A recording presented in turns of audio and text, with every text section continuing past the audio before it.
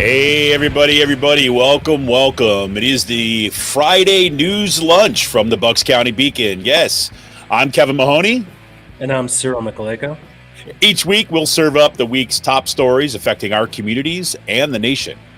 We hope you'll join us live every Friday at noon on YouTube, Instagram, Facebook, X, or right on the Bucks County Beacon's website. You can check it out at buckscountybeacon.com. And while you're at it, you should also check out the other podcasts that we run, The Signal. New interview with Steve Nolan just dropped yesterday. Go and check that out. You can check it out at, all the podcast locations. Go to buckscountybeacon.com for all the information. Well, let's take a look at some of the dishes that served up for us this week, shall we? Yes, let's go ahead and do that. 6 PA Republican congressmen have filed a lawsuit seeking to interfere with the ability of overseas military service members voting by mail. Is that right? Oh, my God. Leading the pack is January 6th provocateur, Representative Scott Perry, who's in a little bit of a heated race, and I got a sense he's a little bit scared right now. And the Doylestown Republican Social Club is organizing an event for this Sunday, October 13th, with the MAGA influencer and conspiracy theorist Scott Presler, along with right-wing YouTube talker Tim Pool and the popularizer of Pizzagate, Jack Probazic. I had never seen that guy's name, Probazic. Do we really need to know his name? Yes. The event will be held at Jim Worthington's, I got to get this right, at Jim Worthington's Newtown Sports and Events Center. That's right next to the Newtown Athletic Club, but it is not the same thing as the Newtown Athletic Club. It is a different venue right next to the Newtown Athletic Club, also owned by Jim Worthington. Just want to make that clear. And Worthington was on Dom Giordano's show this week just to promote this great event that it is not at the Newtown Athletic Club, but at the Newtown Sports and Events Center, which is right next door to the Newtown Athletic Club. Okay, so I want to make those distinctions really clear. I don't want to get myself in any trouble here. And Donald Trump visited Pennsylvania this week. Yep, that's right. Finding lackluster clouds in Reading as people, wait for it, left the event early or just never showed up. As Trump prepared to speak, Dana Miliband from the Washington Post posted pictures with lots of empty seats in the 7,200 person capacity venue. How about that? What's going on there, Donnie boy?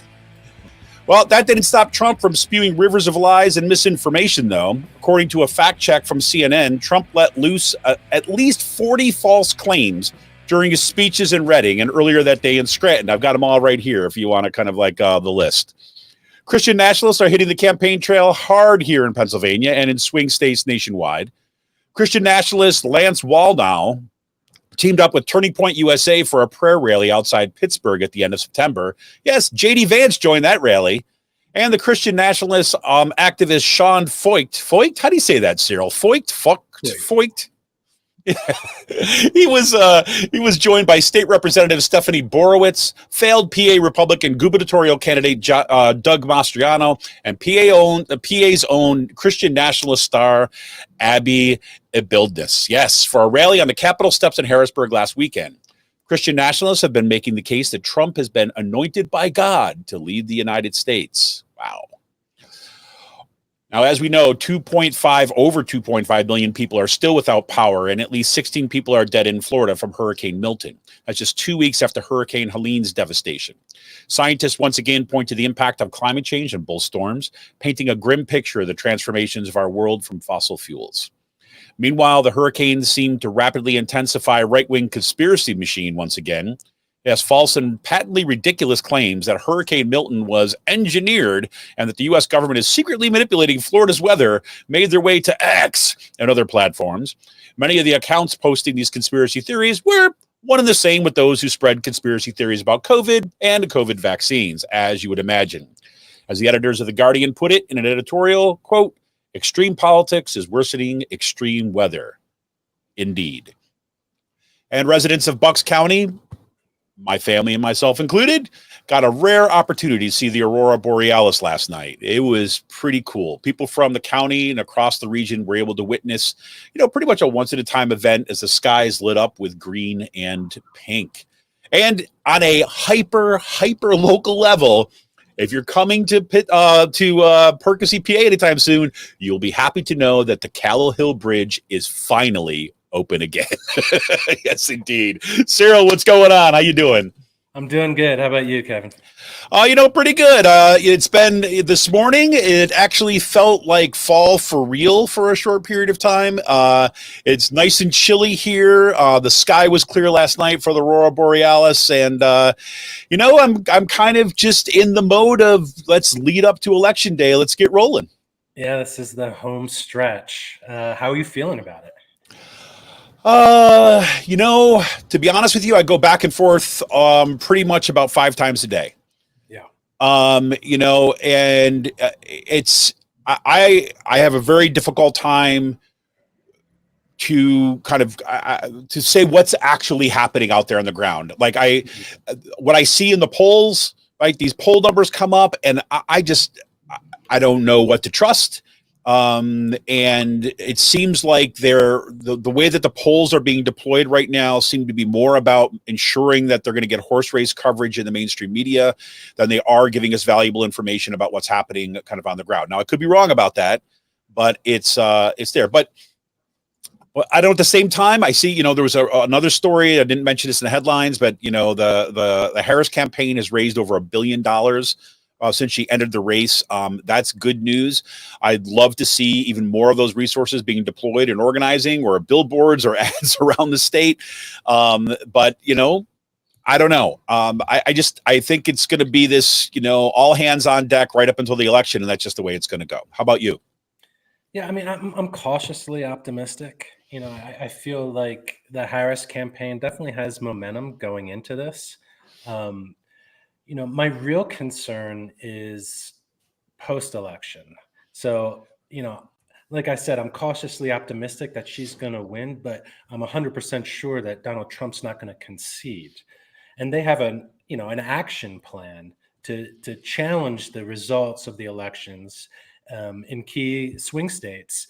And what they're going to do is just kind of gum up the system with a bunch of frivolous lawsuits, try to delay the certification of the votes, which is going to take a little while, to begin with anyways, with the counting of ballots and, different states with different rules. Republicans have blocked kind of like pre-canvassing of mail-in ballots here, which would be helpful to get results, more immediately, which apparently isn't something that they want or would like.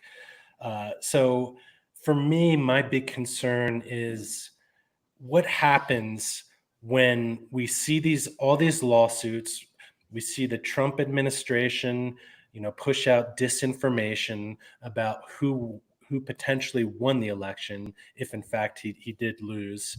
As well as, the AP just had an article that we published on the Beacon about, election security experts are concerned about, foreign actors just kind of, just contributing to this just blob of misinformation that, has no filters on X, that has very few on Facebook. And that unfortunately a lot of people uncritically swallow as truth. Yeah, and I think one of the things that's difficult to gauge for me is that, just as you said, is that these claims are going out on X and particularly and especially right wing platforms in like unchecked, just allow it to do their work on social media and the algorithm. But then the question is too, as well, is how relevant is X still for this election? I mean, I think that it's a mistake. At least I've been telling myself this. It's a mistake to see what's happening on Twitter now in the same context as Twitter was before the last election, just because of the way that Elon Musk has really wreaked havoc on the platform. So there's a lot of folks that are leaving. I think there's a lot more assumptions being made that that this is increasingly a kind of right-wing dominated platform.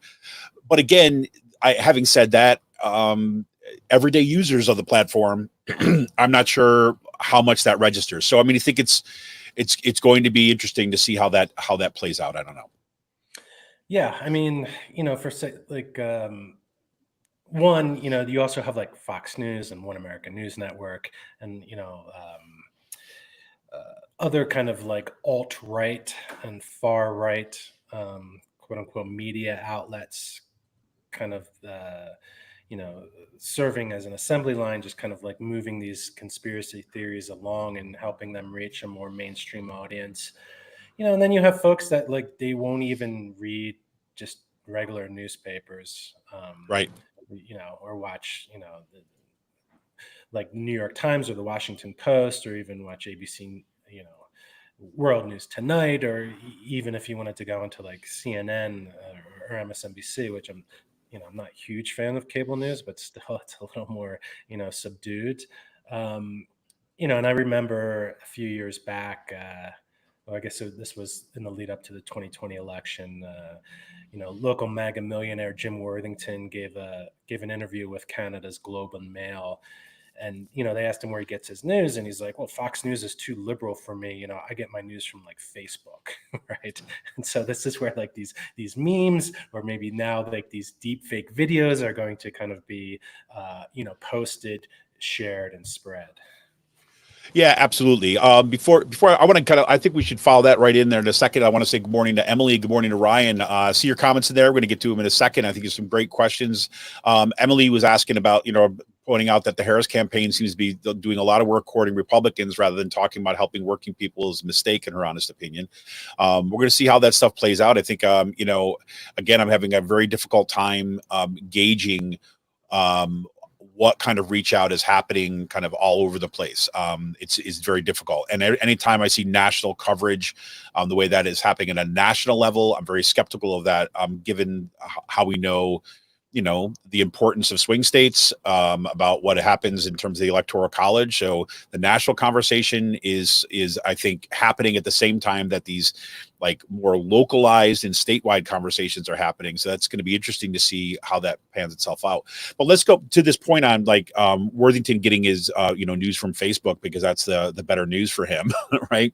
Is that I guess that fits right into the event that's planned this coming Sunday at by the Doylestown Republican Social Club, where they're bringing in, again, part of these folks that have been fostering these conspiracy theories, have been bolstering the kind of extremist voices on the right.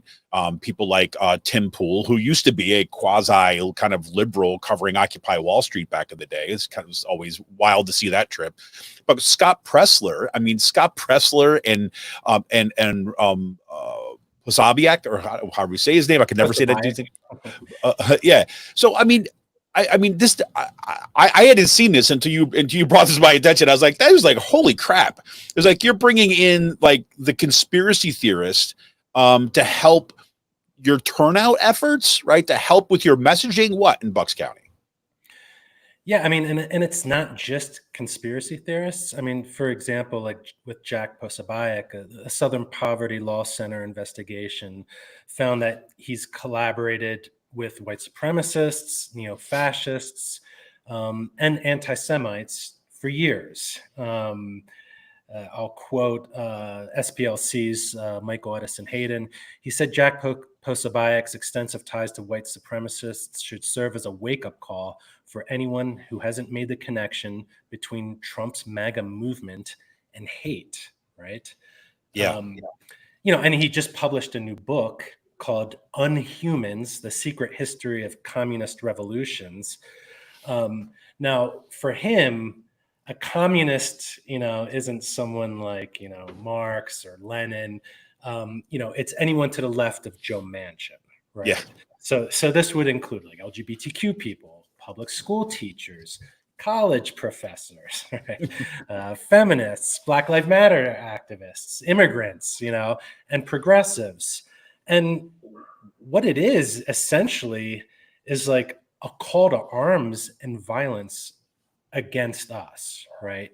Against, at least half of the country. These people who he's dehumanizing and saying they don't even count as humans, right? So that dehumanization is a fascist tactic to kind of, stir people and call people to violence. Yeah.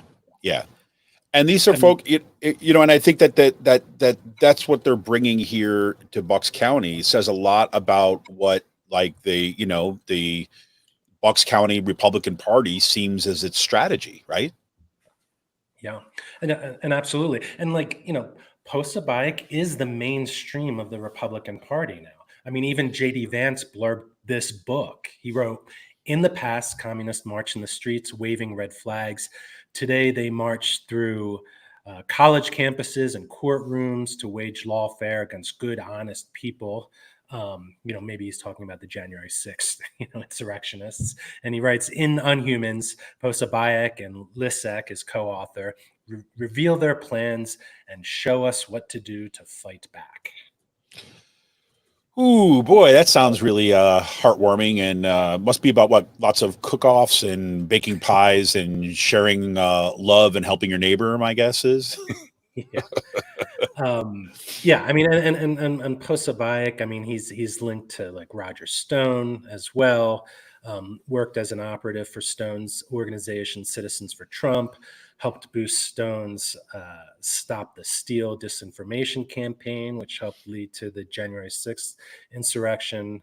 And this is who is coming to Newtown. And he's someone who's also kind of like, a grifter who's embraced this kind of like Christian nationalism movement as his own. He recently said, quote, it's time for real Christians to stand up and take this country back. This country is not ours. This country is his. He is the king. God is king. Christ is king. And the minute we get it back, we get our country back. Yeah, well, there you have it. I think a lot of the people that are being targeted as part of this kind of Christian nationalist kind of like, as you say, this was pretty much kind of the mainstream of a lot of the Republican Party right now. I'm reminded of Patricia Roberts Miller's book, Demagoguery and Democracy. I mean, I interviewed her not too long ago, and the very people that you mentioned are the targets in that text are like the classic targets of demagogues, right? I mean, they're whether you're however you want to label the brand of authoritarianism that you're talking about at a particular time, it becomes absolutely critical to take out those organizations or those people, again, as you say, anyone left of Joe Manchin, and demonize them as this complete other. And it's remarkable to see it how open they are about this. I mean, there was, again, I mentioned in the headlines. I mean, we were seeing these Christian nationalists hold rallies all over Pennsylvania, and they're pretty direct about it, right? They're pretty direct about coming out and kind of targeting these folks directly, right? Like you say, teachers, professors, LGBTQ community, right? Even like health officials. I mean, it's pretty remarkable. Yeah, and we've seen it play out locally in Bucks County on the ground with the Independence Law Center burrowing its way into school districts like Central Bucks and Penridge, before those boards flipped last election. But these are the people that are wanting to ban books, that want to tear down LGBTQ flags, that want to kind of remake public education into some kind of like Christian indoctrination center, and even just in like Hanover, there's a story. It's actually not funny, so maybe that's just a defensive laugh. But the Independence Law Center counseled a board where they were actually kind of building windows into gender neutral bathrooms, right? So that people could see into what's happening inside of them. Now, thankfully, they reversed course a few days later after the news initially broke. But this is the kind of extremism and demagoguery that you can expect if these Christian nationalists are able to seize power through their vehicle, which is Donald Trump's campaign and the MAGA movement. Yeah, and I don't know if you saw there's some great reporting in Lancaster Online about the Harrisburg rally, and I got to say is that there's some I really encourage folks to check out the story, and the photos are frightening to me. I mean, it's what once you've bypassed like say rational thought and you're talking about zealotry and kind of you're talking about like the word of God telling you these things. Those are the folks that are capable of virtually everything, because the ones that are convinced, right, not just the kind of hucksters, not just the kind of people that are making a buck off this stuff, but the everyday people who become kind of enraptured literally by these things, can carry out like even things worse than what we saw on January 6th. Yeah, and just a reminder, they were very active in January 6th as well. There was 100%. huge Christian nationalist representation within those people trying to overturn the election, who stormed the Capitol, and who very likely would have killed people had members of Congress not been safely ushered out. I mean, I shudder to think what would have happened had they kind of like gotten their hands on, say, a Nancy Pelosi, right, or an AOC. Um, and yeah, just a shout out to like Brett Schultes and Lancaster Online. They're doing great reporting there. Like, I Totally. mean, they recognize, as a media organization, they recognize that Christian nationalism is a threat to democracy, and it's their responsibility to shine a light and report on that. And it's something that I just wish we could see in Bucks County at the Bucks County Courier Times. Obviously, the Beacon, we're covering this and have been Right. for a long time. But at the Bucks County Courier Times, you would never ever see any kind of coverage like what Brett Schultes did in Lancaster Online, Yep. or like with the story in the Inquirer, about Pressler and Posobiec and Yes. Tim Pool's event, which was done by Fallon Roth. Nothing from the Courier, even though they covered and promoted past events at the, with Jim Worthington, bringing in Trump, bringing in JD Vance. But when they bring in this like rogues gallery of people who are kind of fellow travelers with white supremacists, neo-Nazis, and conspiracy theorists, they don't want to my opinion is they don't want to actively make the Republican Party locally look bad. I think that's right. And you made me think, as a way to even give the sense of what that reporting would look like. If you have not, people are not checked this out. I want to just read just a couple like paragraphs from Brett Schultes's coverage of this to give you a sense of the kind of reporting that's there. Because not only are they reporting that it exists, they're helping people understand the phenomenon, right, and understand what's going on there. Not just as like, oh yeah, these far right people were here. No, here's the opening 3 paragraphs. I promise you it's short. So, standing in front of the Pennsylvania Capitol in a denim jacket with long blonde hair and acoustic guitar, Sean Feucht looks like and sounds like a rock star. Feucht is a skilled performer and rousing evangelical preacher. He is also an outspoken Christian nationalist. And if you have any questions, if this was like an opinion, here's the quote that follows. Quote, "It's caused a lot of people to be defensive," Feucht told a Republican lawmaker, a conservative activist inside the state capitol shortly before he took the stage last Saturday. Quote, "People say, I'm not one of those crazy Christian nationalist people. Well, I'm kind of like, well, I am," right? So it's like, this is excellent reporting to be able to, and the fact that not only are you saying that this event happened, but you're in the room, right, while this event is going on, to be able to kind of report on the actual words that this person is saying and claiming their identity, that stuff. Because so much of what I think has happened in our media landscape has a lot of people trying to figure out, like, well, is this just a kind of a biased opinion or something like this? Or is this actually something we need to be concerned about? And I think this is just excellent job of kind of building that context. Yeah. And just to kind of, plug the signal, if listeners want more background and context, I've done several interviews in the past with experts on this very topic, whether it's Catherine Stewart, Yeah. Fred Clarkson, Andre Gagne, and others. So you can go to the Signal on Podbean or Apple, wherever you listen to podcasts, and take a listen, because a lot of those interviews just really kind of give you the depth and breadth about the history of this movement, the players that are involved, and what their goals are to reshape America. Yeah, 100%. And I think that, this is something that I've said on this show with you. I've talked with Emily about this during our last show, is like, this has been one of the critical roles that the Bucks County Beacon has been playing, is building that archive and history of these movements for context. I mean, there are very few places that are out there, and in Bucks County, zero, right, that are doing that kind of reporting, that are going to helping community make sense of events that are happening within there. I mean, thank God for the Beacon. So many people have said this. Thank God for the Beacon during all the school board wars, right? I mean, that are ongoing. But as a way for helping people understand, how the hell is this happening in my own community, right? Because without that background, without that critical reporting, there's no way that like an average person who's not paying a whole lot of attention to politics has any way of making sense of this, other than being where the crazy people come from. Yeah.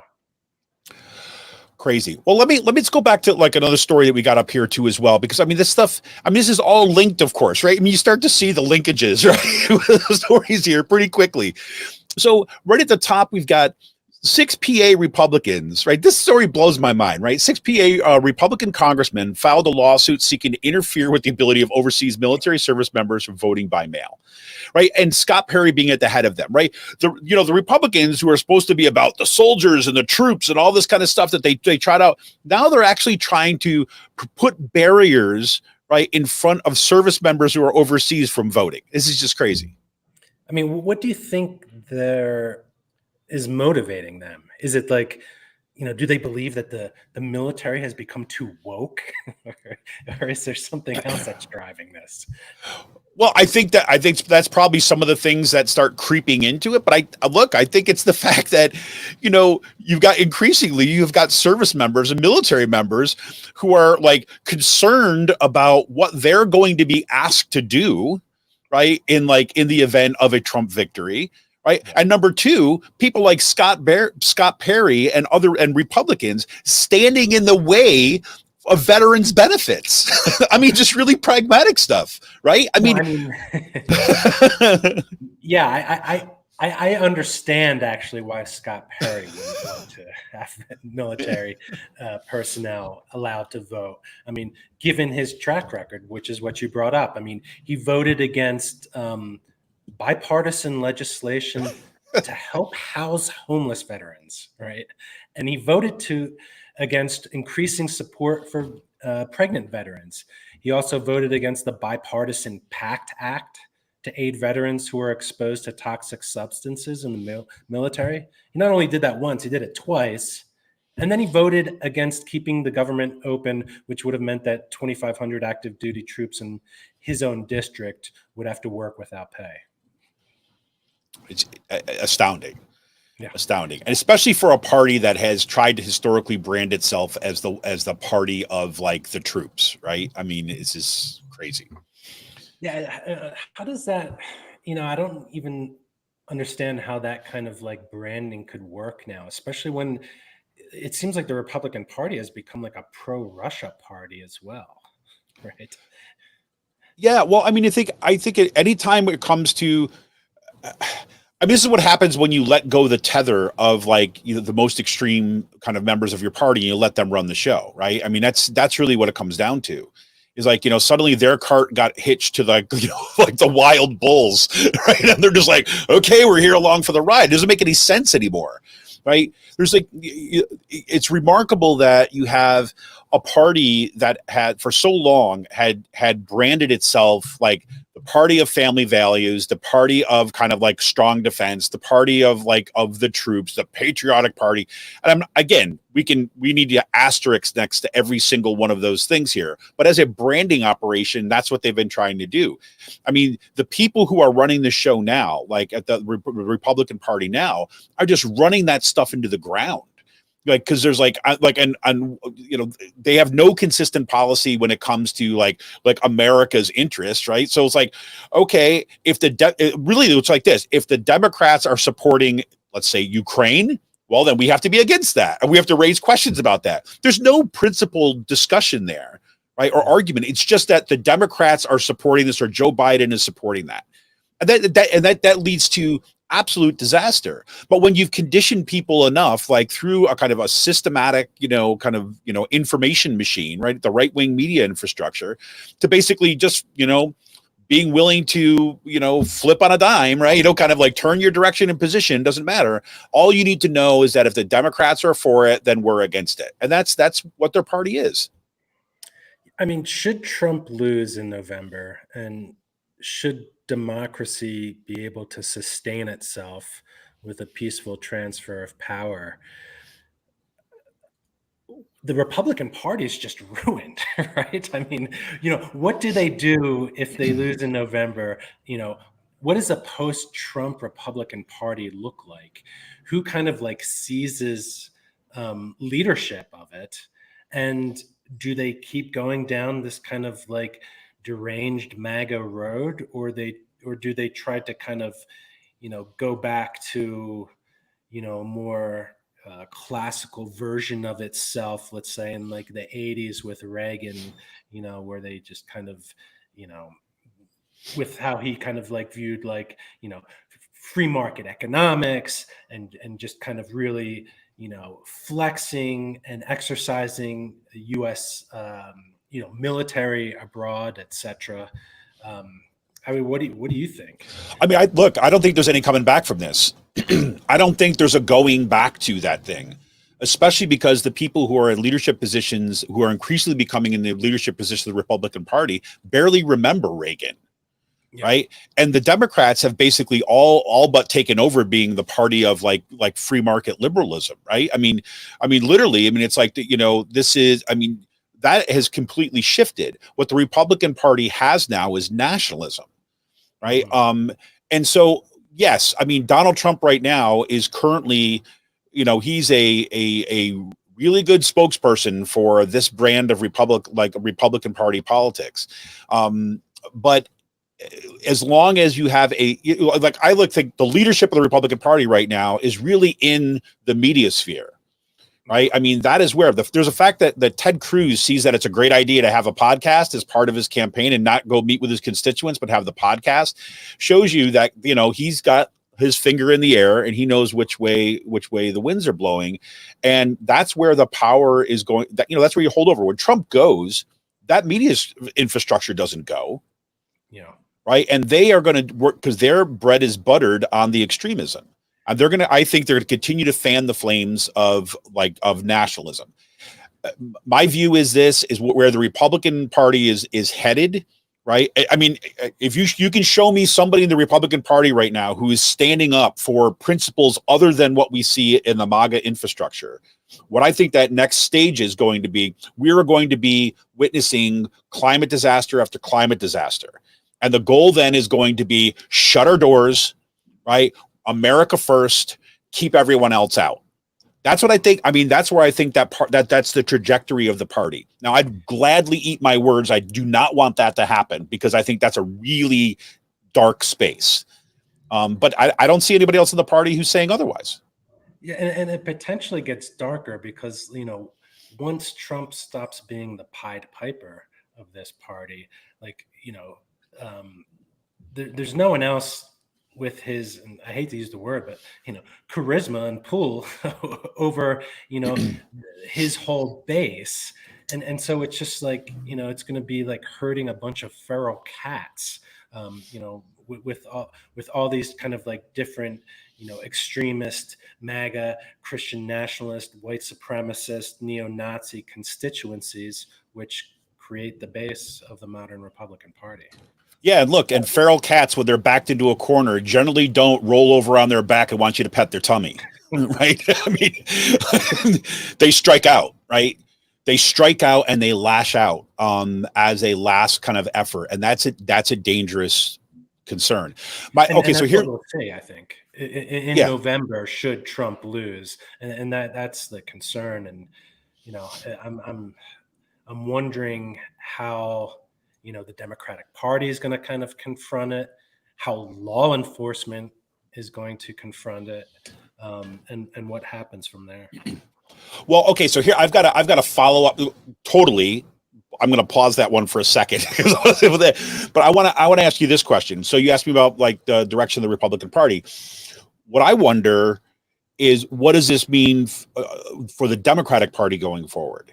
Like, for example, I see a scenario, right, in part because if the Democratic Party is the only place where you have any semblance of rationality kind of left as what is kind of determined, I hate to say rationality, but let's even talk about, say, like concerted Democratic commitments. Let's put it like that, instead of it being just rationality, like concerted Democratic commitments. And then so as part of what you have is then they're opening the arms to people like Lynn Cheney, Dick Cheney, who are now endorsing Kamala Harris. What kind of impact does that have on the Democratic Party? Right? Because I see a possibility going forward where you're going to see increasing divisions within the Democratic Party because it's welcoming more and more of these folks that have been lifelong Republicans. I mean, again, this might just be me gaming out scenarios, but no, I think, I'm hoping that, the Liz Cheneys, the Dick Cheneys, the Adam Kinzingers, that they're just part of the Democratic Party's electoral coalition. But then when hopefully the Democrats win, then there's a whole different governing coalition, which would not include, Dick Cheney, et cetera. I mean, I'm sure like she's already committed to, having a Republican, in the administration, which, I think it's not, for me, it's not that big of a deal.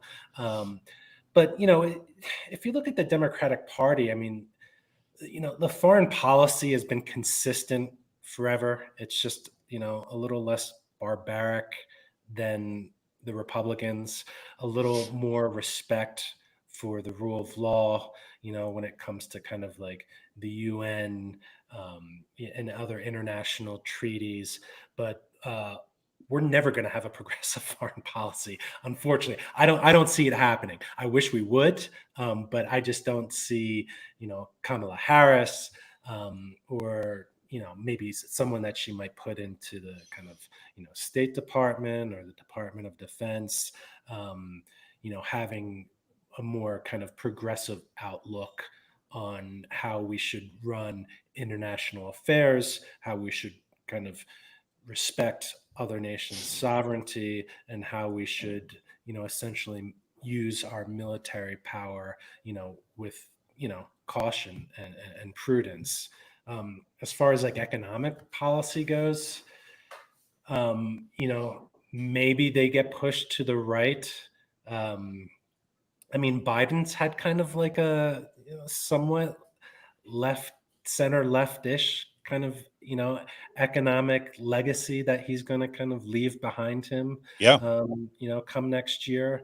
So, I just see more of the status quo happening with the Democratic Party, unless, of course, it's incumbent upon social movements to kind of push the party toward a more, progressive economic policies, and to more kind of like pro-peace or progressive foreign policy as well. Those changes aren't going to come from the top; they're going to come Yeah. from the bottom up. Yeah, the thing that concerns me about that is that this is where kind of our foreign policy is actually interfering with domestic policy, right? Like in the sense that you see just the amount of money that has been put into electoral politics through the kind of like Israeli lobby, right? For example, to defeat progressive candidates within a house like Cori Bush, for example. I mean, that suggests a different kind of makeup in terms of like who's on the inside for pushing. Yes, I always agree with what you said. Social movements, it's on kind of the movements to be able to push. But we also had that real sense of victories of having actually progressive left candidates make their way and get actually elected behind a coalition. And I think that was a lot of what I think encouraged the Biden administration to really go with those more progressive policies, because you knew that these are the folks that stood behind, went out and organized for them, were elected, and was going to be part of people that were going to support that agenda. So it was a really astute, number one, political move to see that shift happening within the party. And it's also kind of be part of the legacy, but we'll see. We'll see. I don't know. Look what we got here. I've just lost my notes for a second. Oh, there we go. Yeah, so we went off everything we just talked about was not in our notes, everybody. It's just like this is one of the things I love about doing the show, for talking, to be able to kind of talk with Cyril about this stuff. But anything else on that stuff, Cyril? Because there's some other things that I know we want to talk about. No, why don't we go ahead and just pivot? Yeah, okay. Just do the hard pivot after Kevin loses his notes. It's perfect. So one thing that just came up. I mean, Emily and I talked about this when she was on the show a couple of weeks back. But looks like Fitzpatrick is just not going to debate Ashley Ehas, right? Because I mean, why would anyone in Bucks County want to see that before a critical election, right? Yeah, right. I mean, we are 24 days away from the election. There hasn't even been a single debate yet. And so, as you talked about before, and as we reported, traditionally the Bucks County Community College hosts a congressional debate. And this year they opted not to, without really giving any kind of like clear indication, except that the professor who typically moderated it, Bill Petza, said that he didn't want to do it anymore. Thanks, Bill. But so that was like that's a perfect kind of escape hatch for the Fitzpatrick. For him to kind of not take the reins himself and say, yeah, I want to debate my opponent. And I think Fitzpatrick is someone who's afraid of his own shadow. Right. We don't see him anywhere. He doesn't speak out on any of the, most critical issues. He won't even say whether he's going to support Trump this election or not. Right.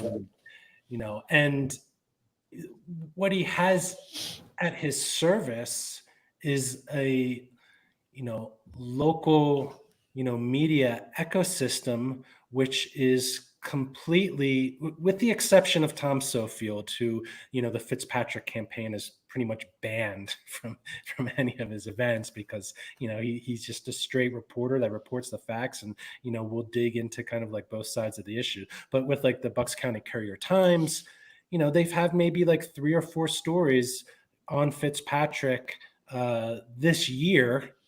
In the whole year, right? We're in October. And one of them was just about like fundraising, right? So there's that kind of like horse race politics. They didn't cover anything about him campaigning with Christian Nationalist House Speaker Mike Johnson yesterday. They haven't said anything about him and Ashley Ehas not debating. Like you would think that, a newspaper concerned with democracy would maybe call out the fact that in this congressional race, there's been no debates, and that's a problem. Yeah, I agree. And especially when you put that next to like even major national papers are pointing to how critical Bucks County is going to be in this election cycle, right? Yeah. I mean, you see increasingly attention saying, look, Bucks County is like one of the most important districts as recognized by the campaigns, the presidential campaigns, in order to, in this upcoming election. And then it seems like the next thing to say after you say that is like, and right, one of the kind of like critical races is happening in the House with Brian Fitzpatrick, which has kind of long garnered the support of, kind of moderates in the party, has increasingly, this election could eventually see the tipping of the House. I mean, it seems like that kind of attention would just be normal for a local paper that's supposed to do its job. But yeah, and he doesn't want to talk about his anti-abortion record, and we know that abortion and reproductive rights and reproductive freedom is one of the top issues for both men and women this election. And there's no coverage of that in the Courier-Times as well. In the Bucks County Herald too, which is run by John Anastasi, the former editorial page editor of the Courier-Times, a right-winger. If you're getting any coverage of Fitzpatrick in the pages of the Bucks County Herald, it's essentially a press release. that either Anastasia or one of the other writers has written. And, unfortunately, I think, Ashley has an uphill battle, Yeah. because of this, because there's zero coverage in the traditional media outlets, the mainstream media outlets in Bucks County. I think one thing people could do is just start calling Fitzpatrick's office and ask when they're going to debate, and then start calling the editors of the Bucks County Courier-Times and say, "Hey, why are you not covering the fact that one, Fitzpatrick and Ashley haven't had a debate yet, and two, that Fitzpatrick seems to not want to debate, and then three, while you're at it, maybe you might want to start reporting about his votes, what he's doing, him touring with Mike Johnson, etc." That's actually really, there's a really kind of concrete material thing that everybody can do kind of like right now, right? As you listen to the rest of the show, shoot off a little email, well, to the Fitzpatrick campaign, to the Courier-Times, to the Intelligencer, to the Bucks County Herald, and say, what the heck is this? Right? I'm here. I'm a voter. Right? I'm a constituent here. And like, why are there going to be no debates in here? This seems to be like a really important election. Why are we not seeing any debates or any kind of critical discussion in the pages of your paper? Or Brian Fitzpatrick, like, you're supposed to be my representative. Why are you not kind of out there having a kind of critical discussion with the opposition, so we can actually hear what your views are? Because I've got a lot of questions, right? These are great places to begin right now, for sure. It's so undemocratic for them not to even Yeah. have.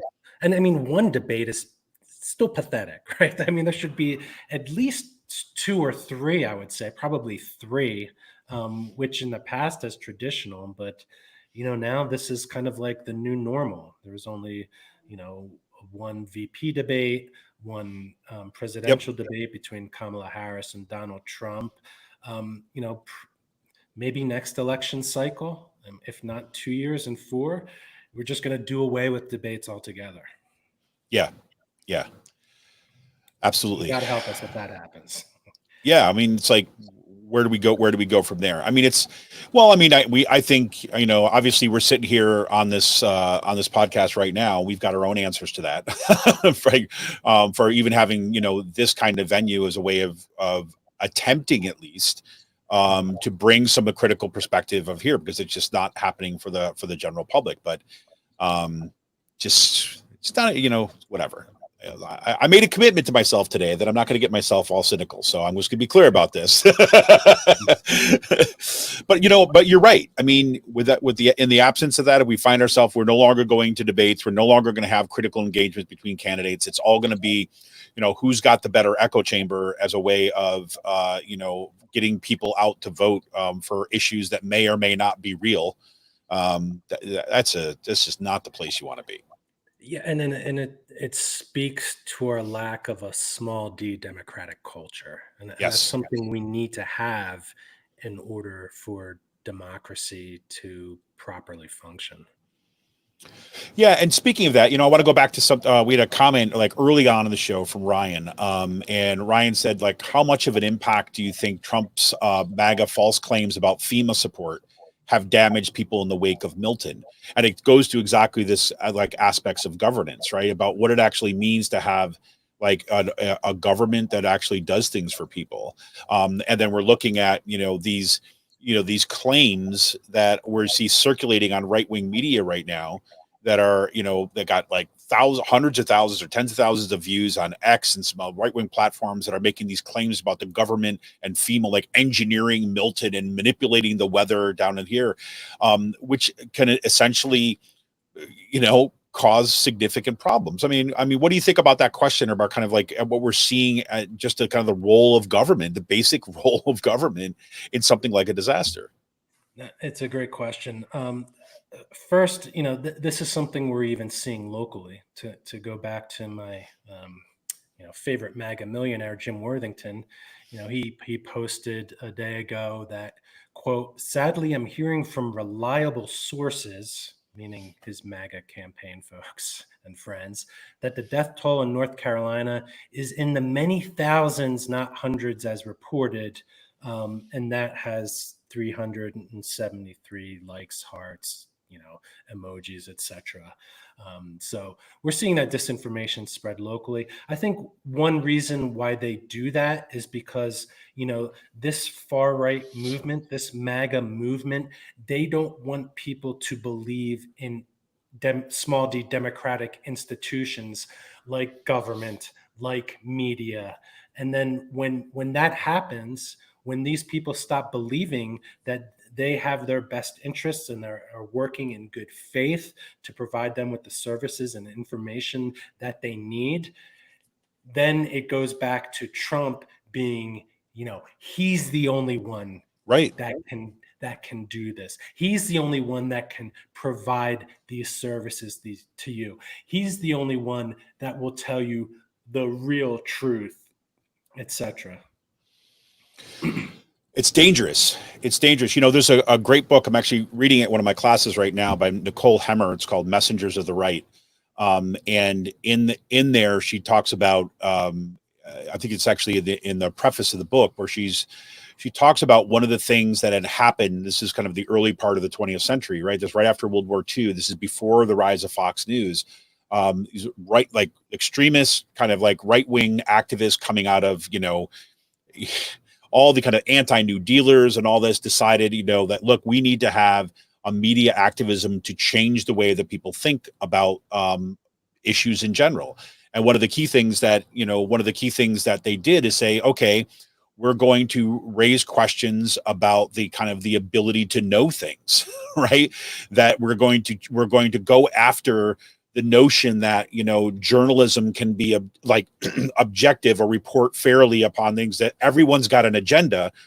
So then all you're going to do is you're going to sign up for whatever team that you're part of, right? And that's who you're going to believe, right? And that's happening not just in journalism, but also like across institutions. I remember Chris Hayes's book, kind of years ago, Twilight of the Elites, documents some of that exact move about the discrediting of all institutions, right? Not just one, not just this one, but then when you're talking about like an institution, again, go back to Ryan's point about like FEMA, is that if I could no longer trust, right, warnings that are coming from NASA or for FEMA about the devastation that is going to hit your area in a hurricane, and I hear either nothing, right, from kind of like, my great leader, right, or I hear kind of misinformation about it, then, well, what's keeping me from just staying put and saying I'm not going to listen to the liberal media?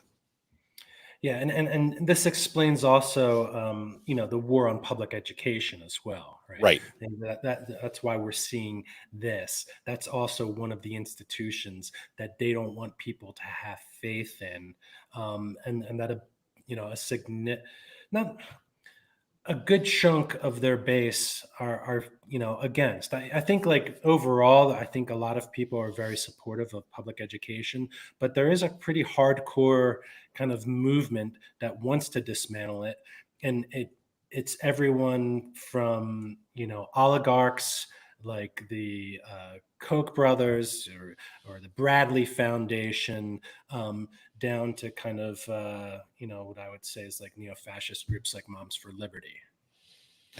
Yeah, 100%. And I'm reminded of that war on, to go back to the war on public education and what happened. Something in the interview with Steve Nolan he just did. And one of the things that Steve Nolan at one point was pointing out, like how how important it is for leaders to come out and basically stand up and kind of say, look, we got to stop this stuff. And he pointed to Betsy DeVos as one of those ones who was critical of Trump. And then you were like, well, yeah, but she said she'd serve, because her goal is to kind of destroy public education and use public dollars for religious schools, right? And that's been her agenda for as long as here. So again, when you have that kind of agenda, you have a religious, faith-based agenda, and you want a destruction of all things public, that Donald Trump is going to help that out. So, okay, you might not want to have dinner with him because you find it distasteful in the way that he eats his burgers or whatever, but that's not going to keep her from serving him in order to accomplish that war, to basically, move us in the direction of, not to beat a dead horse, but Christian nationalist kind of agenda. Yeah, or whether he's eating that burger with a neo-Nazi like Nick Fuentes, right? So for example. Mar-a-Lago. For example. Oh my God. Oh my God. It's crazy. Well, let me ask you this before we kind of have to wind up the show for the day. So, always like to kind of check in what's happened with the Beacon, stories that you see that's kind of coming up, things that, stories that you think, people should be paying attention to. I also want to remind everybody, head on over to the buckscountybeacon.com and you can help support the Beacon. There's a nice little tab right at the top. So click on support the Beacon. You can become make a one-time contribution, and even better, we make a monthly contribution as low as $5 a month, $10 a month, right? Or you can actually do that all in kind of one yearly contribution, that kind of really will help keep this kind of journalism, keep this kind of programming that is essential to our, as you said, small d democratic culture and fostering that. So you can head on over to buckscountybeacon.com, click on the support the Beacon, and make a contribution. If you can only do it one time, that's great. If you can afford it, become a monthly contributor, or a yearly contributor, right? To help out the Beacon and make sure that this work keeps on going. And you can, right at the top of the page too as well, you can check out, as Cyril was plugging earlier, for the Signal. Click on the Signal podcast. You can check out, the entire archive is available for everybody to kind of listen to those interviews online. Get caught up with the interviews that were done last year. We're already in season 2 of the Signal, but there's lots of activity that's going on. I want to put in a plug, for example, episode of the Beacon that I absolutely loved. There was an interview with Alan Jenkins about his new graphic novel about January 6th. I have since received my 2 copies of the first two installments, issues of the 1/6 comic book. It's a great kind of what if approach, like what would happen if the insurrection on January 6th was successful. It's just an absolutely fantastic conversation. Really interesting, and kind of hearing the thinking behind this, why going out and kind of like doing this kind of speculative fiction, and then taking copies of this and sending it out to kind of, say, Bucks County schools, available free to libraries. So, but yeah, so I mean, that's the kind of thing that you can expect for the Beacon. So, Cyril, what else do you want to plug that's happening over at the Beacon? Sure. This morning, I just published a really important piece by Pat LaMarche. The headline is Bucks County's Valley Youth House offers shelter and care to our most vulnerable, homeless children. And so Pat's been, really instrumental in increasing our coverage about poverty, homelessness, and other economic justice issues. And it's something that you're not going to get in any of the other publications. And it's something that might not be visible to you in your daily life, but it definitely impacts, thousands and thousands of Bucks County residents, of families, and of children. So she did this kind of deep dive about this piece and the services they offer to, kids who have maybe fled abusive houses, Yeah. abusive homes, and this is something that can disproportionately impact, LGBTQ kids, because maybe their parents have some kind of unaccepting far right, Christian view on this issue. So Pat's story is something that you definitely should read, and maybe if you wanted to support, this shelter, the Valley Youth House, that's something you could do, because unfortunately a lot of services like this are underfunded. Another podcast interview that we dropped this week was with Bucks County Steve Nolan. He's a military vet and a mental health professional. He wrote the book American Carnage: An Officer's Duty to Warn. And the reason why I invited him on is because a few weeks ago, former Republican Congressman Jim Greenwood did an interview with Scripps News Service. And he did not hold back. He's the co-chair of Pennsylvania Republicans for Harris. And what he said was that, President Trump is unfit for office, that he's a pathological liar, as well as a malignant narcissist. And so I thought, given Steve's book, which was making this case that Donald Trump checks the boxes for these diagnoses for, social personality disorder and pathological narcissism. He came back on to kind of, to diagnose Trump, break it down, and to argue that, this actually should be a bigger story right now than it actually is. We also, I'll say one other interview that I really enjoyed that we published. And this is from our friends from Americans United for Church and State. So we have a, publishing agreement with them that occasionally we'll republish some of their news articles from their magazine, Church and State, and from their blog posts, because, this is part of our expanded coverage about the threat of Christian nationalism to complement what we're already doing, with the podcast interviews or, with the intrepid reporting of Jenny Cohn. Yes. And so, Rob Boston, one of the staffers at Americans United, he interviewed librarian Amanda Jones. It's a great interview. About her fight against Christian nationalist censors in her town. And she just published a book, That Librarian, The Fight Against Book Banning in America, which was published in August. And this crusade for book banning is not going away, right? Even though we flipped boards, this is something that we have to constantly be vigilant and be about and be ready to push back against. And so the insights that she offers are really useful in kind of like understanding what's driving this movement, this pro-book banning, anti-freedom movement, and how to fight back. Well, fantastic. Well, head on over there, everybody, at buckscountybeacon.com. And if you can afford it, become a supporting member. You can make a one-time contribution. You can make a monthly contribution or kind of a yearly one. I'll just hit that Support the Beacon tab. Also, hit the podcast tab. I put that in for information in today's comments. I want to shout out to everybody who could join the show live today. Appreciate your comments and engagement. Again, we've got an amazing community that it is an honor really to kind of be part of to help support the efforts that are out there and to become part of this kind of growing and really vibrant, progressive community right here in Bucks County. Well, Cyril, I wish you all the best. I hope you have an awesome weekend, and I'll look forward to the weeks ahead, my friend. Thanks, Kevin. You too. All right, everybody. This is Kevin Mahoney and Cyril Michaleko. We're going to be out of here for the weekend. This has been the Friday News Lunch, and we are very much looking forward to a good weekend and the fight ahead, everybody. Take it easy. We're outie.